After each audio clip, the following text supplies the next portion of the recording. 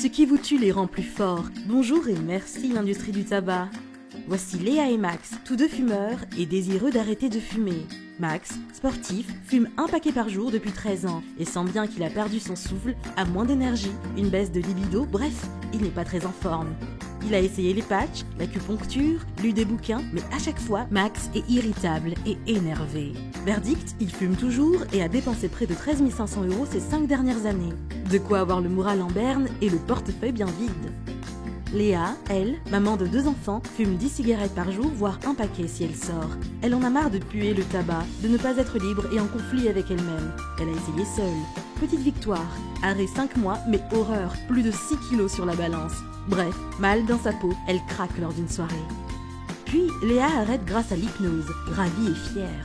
Mais 2 ans plus tard, trop de pression au travail et boum, recraque sur son doudou qu'elle voit comme une béquille. Verdict, estime d'elle-même en berne et découragement l'envahissent. Elle connaît maintenant trop bien l'effet yo-yo. Un coup elle arrête, un coup elle reprend, et ça continue encore et encore. Mais comment supprimer l'effet yo-yo? Comment arrêter pour de bon? Alors Max et Léa entendent parler de l'acceptation programmée. Qu'est-ce que ça coûte? La méthode qui dit bye-bye effet yo-yo, bonjour arrêt définitif, où Max et Léa apprennent à modifier leur regard sur le doudou et cassent tous leurs automatismes en reprogrammant les mauvaises habitudes. Bye-bye association café-clope, verre cigarette, stress cigarette. Comment? Grâce à l'hypnose. Mais l'hypnose seule n'est pas suffisante. Aussi revenons un peu en arrière. Car d'abord, il y a un avant.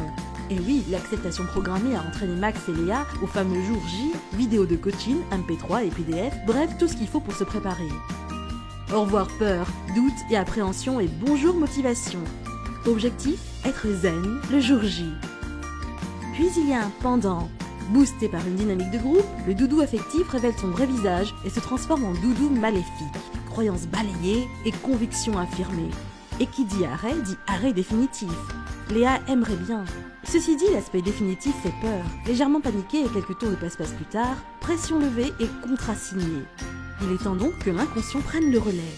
Max et Léa confortablement installés, casque sur les oreilles, se laissent embarquer dans un voyage immersif avec l'agréable sensation d'être seuls au monde. Sauf qu'heureusement, l'hypno est là. Un moment où les anciens schémas se déconstruisent pour laisser place au changement, à leur nouvelle vie. Programme bien installé, puis vient l'heure de se quitter, l'heure de se dire au revoir. Enfin, juste physiquement. Car il y a un après. Départ avec trousse de secours sous le bras, juste au cas où, ou fourmi, MP3 d'hypnose pour renforcer le changement.